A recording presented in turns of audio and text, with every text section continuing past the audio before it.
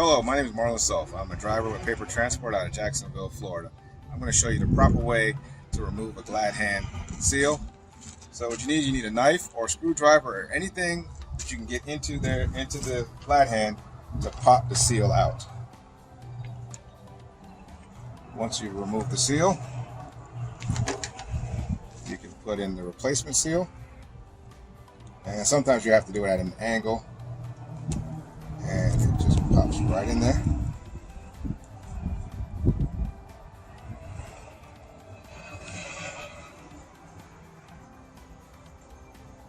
And then you look and make sure it's flat, and then you can put it back on there. It's going to be a tight fit when you put a new one on, and that's how you properly install a glad hand seal. Thank you.